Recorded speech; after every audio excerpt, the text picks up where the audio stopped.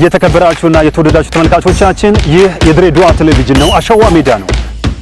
ይድነቃቸው ዘውገቦችራ በዳኝነት ህይወቱ ሌሎች ይከብዳቸዋል የተባሉ ጨዋታዎችን መርጧል። ከእድሜያቸው ውስጥ 43 ዓመቱን በስፖርት 40 ዓመቱን በእጅ ኳስ ስፖርት አሳልፈዋል። እንዴት ተሸነፍን? እንዴት ጎል ገባብን? ነገ የተሻለ ቦታ ለመድረስ የትኛውም አይነት ስፖርትን ስንሰራው ቻሌንጆችን መቋቋም ከህዝቡ ጋር እንድንተዋወቅ ያደረክበት መንገድ አሪፍ ነበረ ብዬ አስባለሁ። ለድሬዳዋ ቴሌቪዥን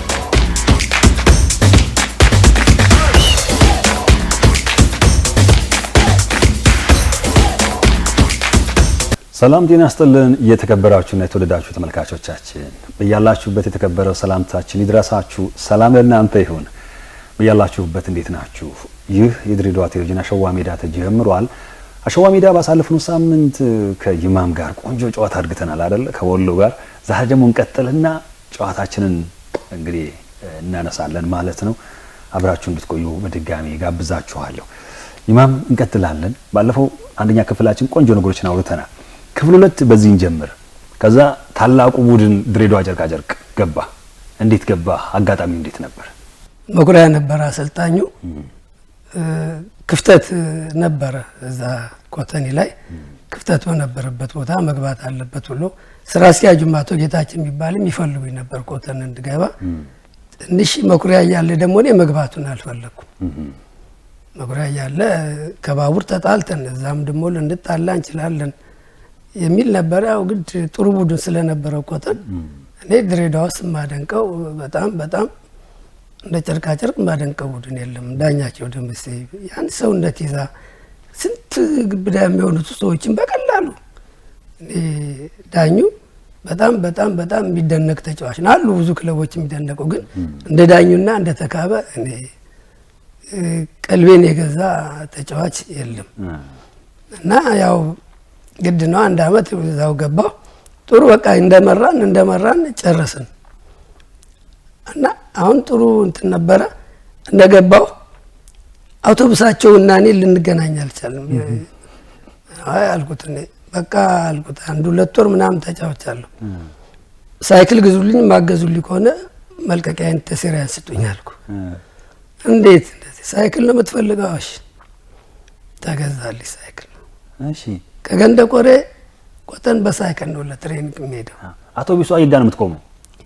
ገንደ ይመጣል። ገንደ ቆሬ እዚህ ከሩስቴራ እኔ በቃ ልንጣጣም አልቻልንም። እኔ በትፍጹም ቢያለና ሳይክሉንም ስለፈለኩት ነው ይሆን ይችላል ተገዛልኝ በሳይክል። ቀድሚያቸው እዛ እየዞርኩ ነው የምጠብቀው ሳይመጡ። ግን እንዳንተ የተገዛለት ያለ አይመስለኝም የለም አይደል?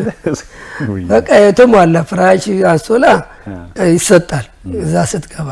እኔ ግን 3 ፍራሽ ነው የወሰድኩት። አንሶላ አለ ነገር አልችልም። ስጡት ነው በቃ። አቶ ጌታቸው እጅ አስፈርመዋለሁ ስራ አስኪያጁ። እና ይሄ ከነማም ገዝቶልኛል ኮተኒም ገዝቶልኛል ሳይክል። እና ኮተን እውቅና ያለው ቡድን ነው፣ ነባር ነው።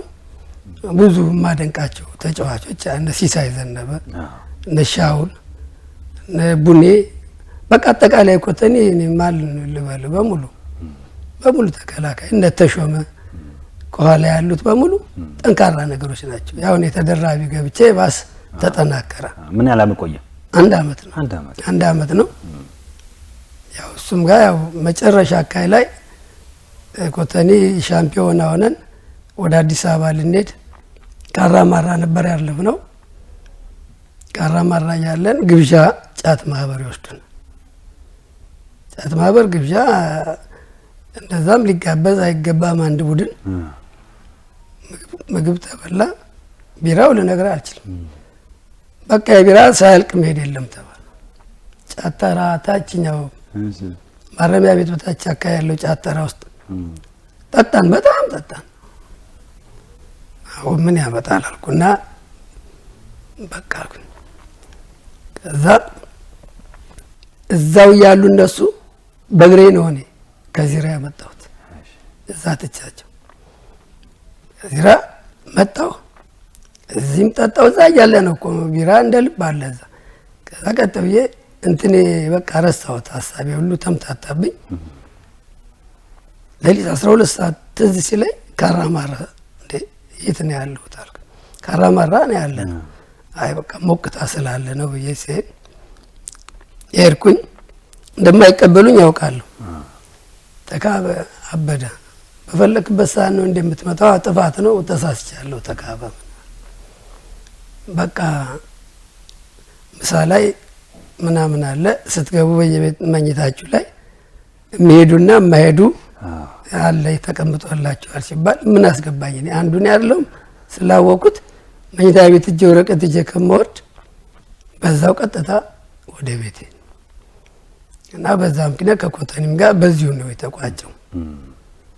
ከኮተኒ በኋላ ዱቄት ነው በጣም አንበሳ ክለብ ዱቄት ያው ታሪኩን ነገር ያለው ኮተንን ያሸነፈ ቡድን ነው። ከእንግዲህ ዱቄቱን ጨርሻለሁ ይመስለኛል። የነ መስፍን ጅቡ ጊዜ ነው። መስፍን ጅቡ አብረን ነበራችሁ? አዎ። ማን ነው የሚያልፈው እኮ ተከላካዩ በጣም አደጋ ነው። ይቆጫል ራሱ መስፍን ራሱ መንፈስ ያልነበረበት ሊበተን የማይገባው ቡድን እኮ ዱቄት ነው። ዱቄት እዛ ዱቄት ማለት የድሬዳዋ ምግብ ኮምፕሌክስ እሱ ነው። አዎ ሌላ ምግብ እዛው ማደር ከፈለክ አለ ሰፊ ቤት እንትን የለም። ምግብ ችግር አለ ምናምን አንድ ጎንፎ የሚያጎነፋ ልጅ አለ መካ የሚባልና ዛሬ ይሄን ስራና ጥብቀን እንለዋለን። ዘይት ፋብሪካ የኛ ነው። ፋብሪካውን በዱቄት ስር ነው። እና አንድ ጊዜ ይገርማል ብዙ ጊዜ እሱን ነው የምንመገበው። ቂጣ ነው ጎንፎ ነው በብዛት። አሁን አንድ ጊዜ ገላይ ልታጠብ ስገባ ውሃው ሞልቷል። ውሃው ልጠርግ ስብ መጥረጊያውን አጣሁት። ይሄ መጥረጊያ የት ሄዶ ነው? ለካ እንጨቱ ፈቶ የሽንት ቤት መጥረጊያውን እሱ ጎንፎ ያደርጋልና አንተ ምንድነው የምትሰራው እለዋለሁ። ኧረ ወላሂ ከሽንት ቤቱ ነው አለ ስለሆነ እና ወላሂ ምንድነው ወላሂ እንዴት የሽንት ቤት ዕቃ ምግብ ታማስልበታለህ? ይሄ መሰለ አይደለም እንዴ? ከዛ እኔ አልበላም እንዳታዋርደኝ እንዳነግርብኝ አለኝ። እኔ በበኩሌ ቀስ ብዬ ወለቅ ሚሼል ሲጨቃጨቅ ሰምቷል። ተከትሎኝ ወጣ ሚሼል እና ጎንፎ ጥርግርግ አድርገው ከበሉ በኋላ ነገሩ በኋላ ነው የተሰማው። እንዴት አልነገርከን ምናምን አይ በልታችኋል በቃ አለቀ። ያው የበሰለ ነው እንትን ያለ ነገር ነው። ጉዳት የለ ባይኔ ስላየው ለመብላት ከበደኝ እንጂ የተቃጠለ ነገር ነው። እና መካ የሚባል ሰራተኛ ልብስ ማሊያ ምናምን የሚያጠብ ነው። ይችንም አንዳንዴ ይሰራል። እና ዱቄት ብዙ እንትን አለ። ከዱቄት በኋላ ፊላንስን የርኩት ፊላንስም እዚህ ነው መቀመጫው ፊላንስ። አዎ እዚህ ምንድነው ጉምሩክ ካቶሊኮች ቢሮ አካባቢ ምንድነው? አዎ እዛ ነው። ፊላንስ ብዙም የታወቁ የተወሰኑ ነው እንጂ ብዙም እንትን የለም። ዘኪ የሚባል በጣም ጎበዝ ተጫዋች በኋላ ላይ ባቡር የገባው ዘኪ ጥሩ አጥቂ ነው፣ ጎበዝ ነው፣ ኳስ ያውቃል።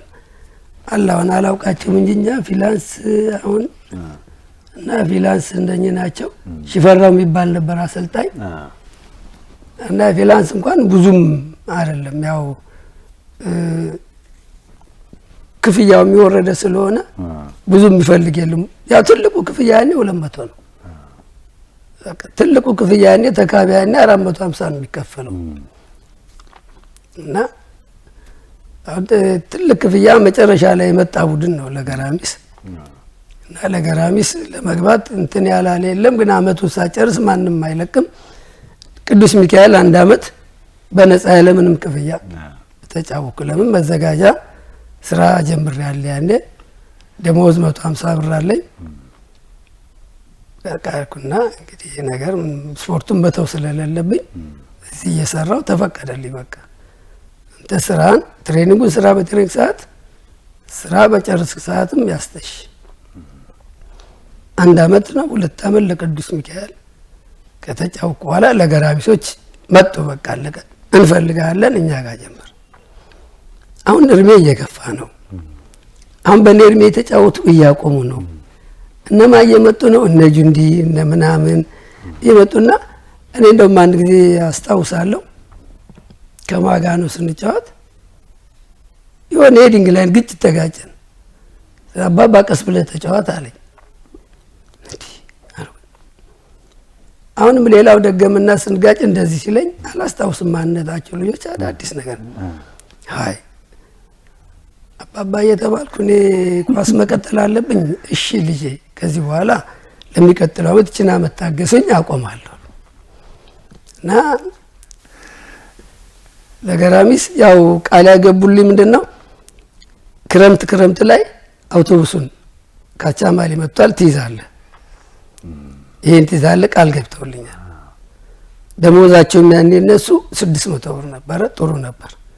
እኔ ግን የምፈልገው በዛ ሰዓት ስራ ነው። ምክንያቱም አባባ እየተባልኩኝ ከልጅ ጋራ መጫወት አልፈለኩም እና በየሰፈሩ ሁሉ ኳስ አባባ እኮ ነው ገሌን የገጨው ምናምን ሲሉ ምክንያቱም አዎ እኔ የለውም እኔ መውቃቆም መውጣት ነበረብኝ። ግን እኔ በጣም የሚገርም ነገር ብዙ ጊዜ ይችን አንዳንዴ ቢራ ከጠጥነው እንጂ በዛ ሰዓት እኔ ጋር እንትን የለም አይደርስም፣ የሴት እንትን የለኝም። ምክንያቱም ጉልበት እንደሚጨርስ አውቃለሁ። እኔ ይህን ያህል አመት ልትጫወት እንደቻልክ ብትለኝ በዚህ በኩል ራሴን እጠብቃለሁ፣ ጥሩ ዝግጅት አደርጋለሁ። አሰልጣኝ ከሰጠኝ ውጪ ደንገጎ ድረሽ እመጣለሁ፣ መልካም ድረስበታል በግል እና ያ ነው። ለዚህ አሁን እንግዲህ ወሎም ሄጄ የሁሉ ህዝብ እንደዛ ያይጮው አሁንም ይጫወታው ላይ ጓደኞቼ ከዘራና ጭራይ እንዴት ምን አይነት ብረት ሰው ነው በሚል የኔ ትልቁ እንትኑ ይሄ ነው። እጄን አልሰጥም። ጤና ቡድንም እስካሁን ድረስ አላቆምኩም። 1980ዎቹ መጨረሻ ነው ያቆምከው? 80 ምናምን 19 ኳስ ያቆምኩት 86 ለገራሚ ሰዓት በዛ ጫማ ሰካክ። ከዛ በኋላ እርም በቃኝ አልኩኝ። ካለ እንዴት አሰልጣኝ ምናምን አልሞከርክም? ወጣሁ ካሰልጣኝ ወደ ስራ ገባሁ። ምንም ወደ ስፖርትም ከዛ በኋላ ሜዳ ገብተት ልጆች አሉኝ፣ 3 ልጆች ወልጃለሁ። እነሱን ነው ኳስ ሜዳ በግድ ይዘውኝ የሚገቡት እንጂ ሜዳም መግባትም ምንም አልፈልግም። በቃ ወደ መዘጋጃ ካቻ እንትኖችም ከለከሉኝ። ካቻውን መኪና ከያዝክ ኳስ ታቆማለህ። እኔ እርሜ ልኪንታና ኳስ ትጫወት እኖራለሁ። ማሰጡኝ ከሆነ በቃ በየመዘጋጃ አጠናቅቄ ወደ መዘጋጃ ገባሁ። አንዴ ኳስ ተጫወቱ ወሎ የሆነ ተጫዋች ሀበል ጠፋበት? አዎ እኔ የሆነ ፖሊስ መሬት ልጅ ነው እሱም ገና ልጅ ነው፣ ትልቅም አይባልም። እና ምን ልትዘንጥ ነው እንደገባው ኳስ ልትጫወት ነው አልኩት። ልክ እያልኩ አቦል በቀልብ ያረፈባትና ናቲችንማ መውሰድ አለብኝ አልኩኝ። ከዛ ልክ ሄዲንግ ስንዘል ላጣርጎ እንዴ ፍለጋ ገባ።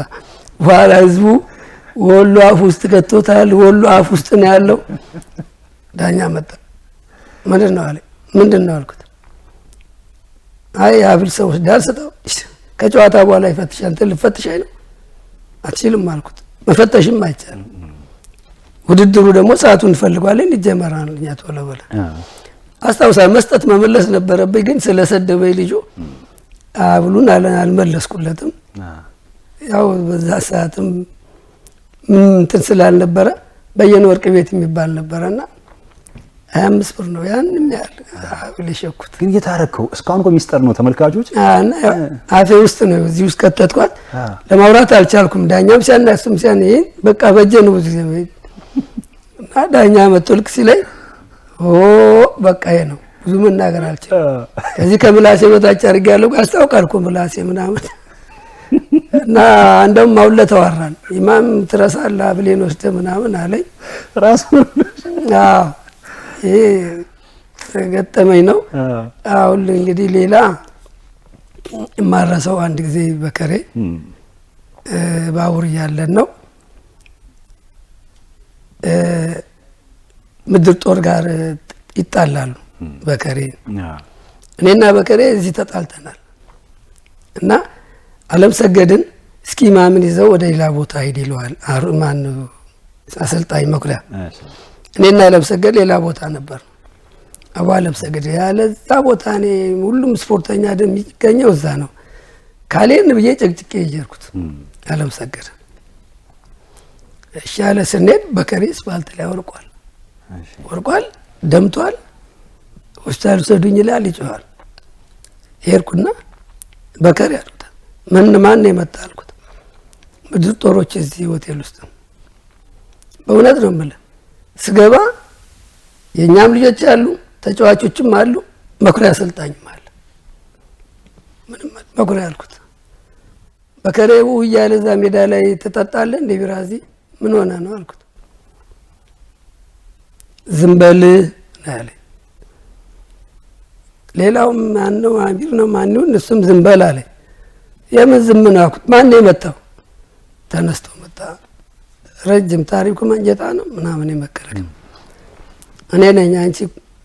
አንቺ ኩባያ ምንድን ነው የምትደነፊው አለኝ። እንዴ ኩባያ መስያል ና እንውጣ አልኩት። ልክ እንወጣ ስል ጠርሙስ አየሁ። ሴቶች ናቸው የሚጠጡት። በዛ ብድቅ አድርጌ ብቻ ምጣድ ላይ የመጣሁት። ከዛ እነሱ ሩጠው ሲመጡ ዶክተሮች የኛ ለኔ ሊያግዙ እንትን አላሉ አልተረባረቡና ከአቅም በላይ አይደለም አልኩና እኔ መርካቶ ከገባ በኋላ ልብሴ የምድር ባቡር ነው፣ ግቢ ውስጥ ነው የምናድረው። ጋሪ አለች እዛ ላይ እኔ ልብስ መያዝ አለብኝ። እንዴት ላድርግ አለምሰገድ አልኩት። አይ ሲማም እግዚአብሔር ይሁን ብቻ እኔ አላውቅም አለ። ምድር ባቡር መጣሁ። ልብሴ ሻንጣዬን ይዤ ልክ ስወጣ ዘበኛው እንዳትወጣ አለ። የምድር ባቡር ዘበኛ ምን ነው አለ። ይኸው ፎቶ ተይዟል፣ ተስራን ይዟል፣ ያንተ ፎቶ ነው አሳይተውኛል፣ እንዴት ታረጋለህ አለ። እንዴት አባቴ ነው ማረጋው? እንግዲህ ያለኝ እድል ከታሰርኩም ልታሰር ወይ ዱላንም የሆነ ምንም ችግር የለም፣ እሱን እችለዋለሁ። ኋላ እዛ ዘበኛው እንዲህ በጨርቅ የሆነች ጋቢ ነገር እኮ አድርጎልኝ እዛ እንደ መደበቅ ነገር የሆነ ቄስ ይመጣል፣ ባታ የሚመስሉ ቄሶች ሳይው አባ አልኳቸው። አቤት አቡ አንድ ነገር ላማክሮ ወስል የሁሉ ወታደር ይታየዎታል? እኔን ፍለጋ ነው። ወንጀል ከሰራ ይውሰዱ ተቀጣ፣ ጥሩ ነገር ከሰራ ንገረኝ ታመልጣለህ አለ። ሳደብቅ እቺ መጽሐፍ ቅዱስ ያዝና ማል ያስኩና ብዬ የኔ ጓደኛ በከር የሚባል ለስፖርትን የመጣ ነው መተውት ስገባ እሱ ይላል እዛ እነሱ ይጠጣል። በዛ ንዴት የሱ ምድር መልሻለሁ እና እንዴ ላርግ ስል እሺ በላ አንዷ ነው አለቁና ቀሚስ ባታይ ልብስ የለም እሷን አለቁና እዚህ ጠመጠሙልኝ ምን አሉልኝ። ከዛ በሁለታችንም በዛ ሁሉ ወታደር መሃል ሾልከን ሄድን። ልጄ ይህን ነው መሄድ የምትፈልገው? አሁን ያለኝ እድል ወሎ ነው። ወደዛ ኬርፍ ይገድሉኛል። ድሬዳዋ ኬርፍ ያ ነው። እሺ እግዚአብሔር ካንተ ጋር ይሁን። የታክሲ ልስጦት ምናምን አለ አንተ የለም ብዙ ገንዘብ ብቻ የተወሰነ ገንዘብ 5 ብር ነው ምናምን ሰጡኝ። በዛች መሃል መርካቶ ጠዋት ላይ ትኬት ማታውን ነው እንትን ብሎ በእንትኖች ላይ አትራዮች የገዛሁትና ሹፌሩ አንተ ይህ ፎቶውን አይቻለሁ ነጭ ለባሾች ይዘውት ሲለኝ በል እንግዳውስ በእናትህ እኔ ምንም ገንዘብ የለኝም ጨርሻለሁ እንዴት ልሆን አልኩት።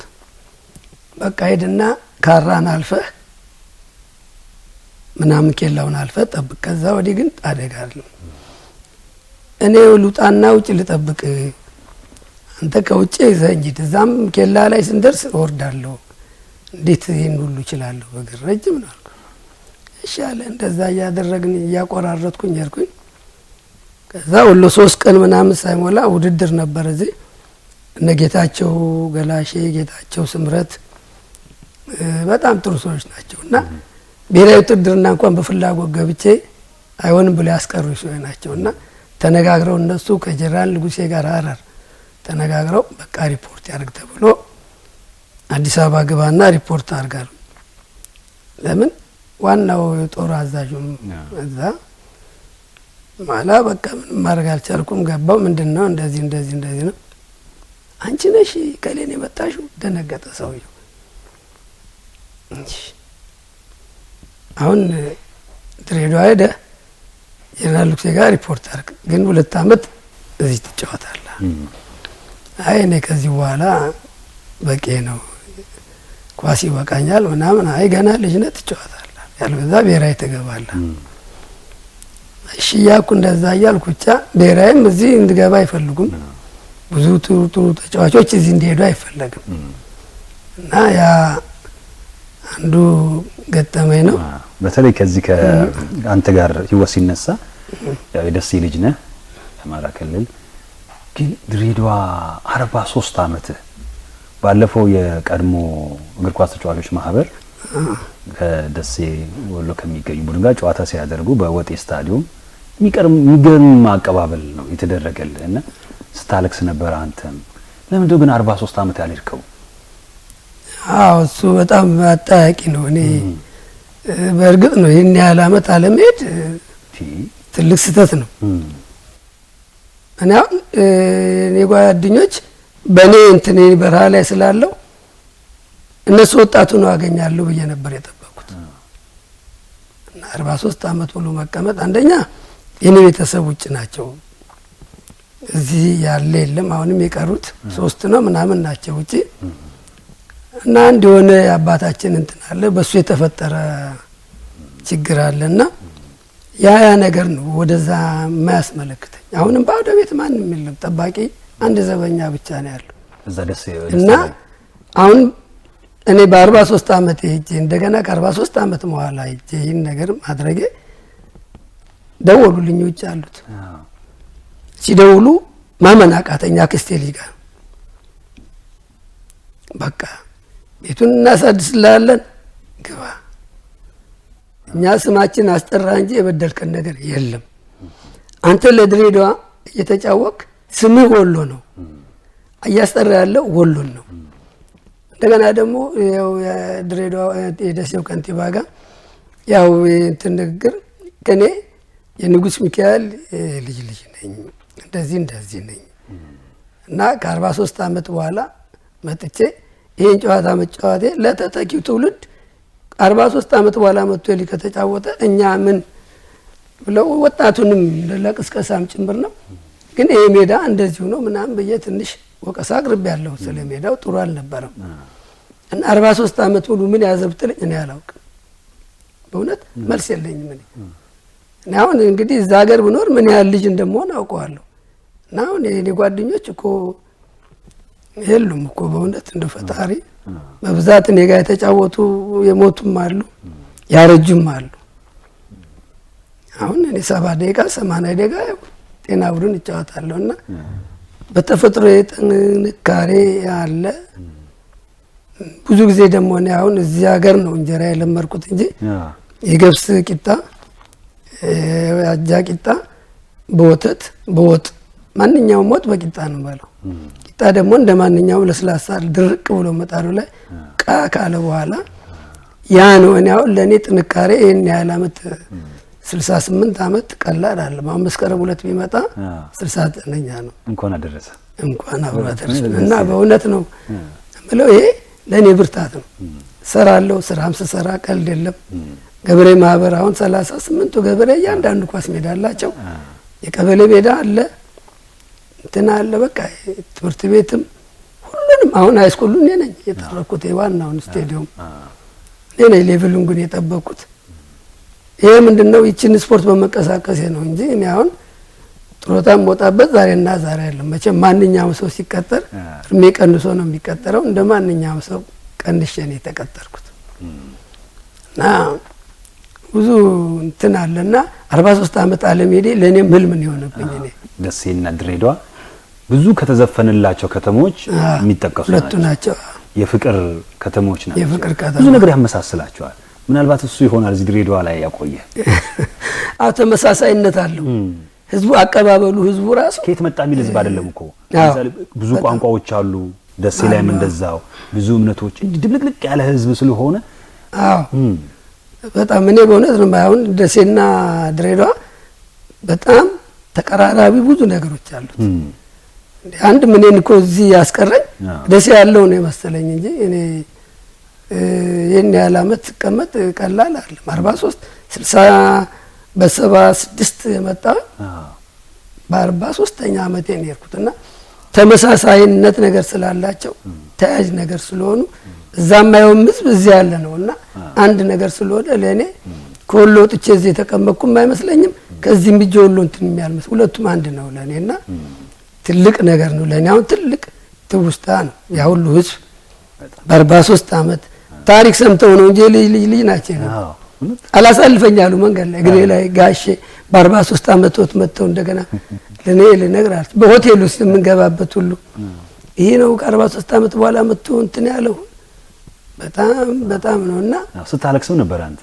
ያስለቀሰኝ ደግሞ ምንድነው ያ ሁሉ ህዝብ እንደዛ ሲጮህ እንደገና ገብተው እኔ ለማቀፍ እዚህ ወታደር አትገቡም ጦርነት አንዱን ሲገፈትረው ወደቀ እንትን ሲወርቅ አየሁት እንባ መጣ እሱም አለቀሰ እና ያ ፍቅል አለብኝ ምን አለ ይፈቅድለት ሽማግሌ ነው እና ያ አስለቀሰኝ። የህዝቡ ሙሉ በሙሉ መነሳት አንድ ህዝቡ ከነማን የዚህን የጤና ቡድን ለማየት ሳይሆን ይህንን ወሎዬ ሲጫወት እናያለን ከስንት ዓመት በኋላ እንደገና ኳስ ይጫወታል የሚል ነው ህዝቡ እንዲገባ ህዝቡ የገባው እንደዛ ነው። 5 ሰዓት ላይ ሜዳው ሞልቷል።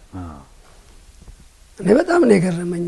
እዚህ ተጫውተዋል መጥተው የለም ባዶ ሜዳ ላይ እኔ ተጫወተ እና ያ ነው አሁን ስፖርት አፍቃሪ ነው የደሴ ህዝብ የድሬዳዋም እንደዛው ነው። ትልልቅ ተጫዋቾች እዛ ፈርተዋል እዚህ አለቃ እና ተያያዥነት ያላቸው ስለሆነ በጣም እኔ ግን አሁን ጥለን ልትሄድ ነው አሉ።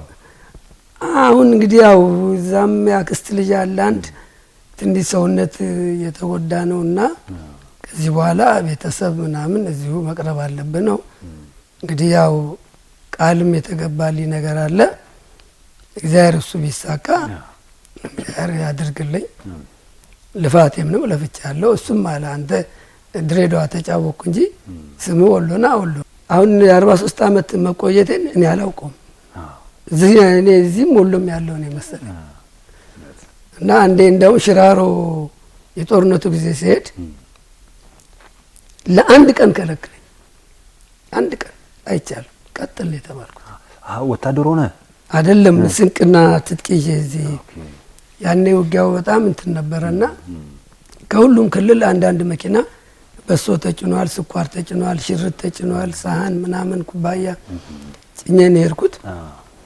ሲሄድ በቤቴ በር ነው በጣም ማልፈው በቤቴ በር አረ ለአንድ ሰዓት ቤተሰብ ጋር አውራ ባካችሁ ቀጥል አለኝ። አቶ ማን ነበር የሚባለው ጠርናፊው እዚህ ነበር ቢሮአቸው አቶ ማን ሙስሊም አቶ እናሱ ነው ፍጹም አይቻልም ጊዜ የለንም አሉ።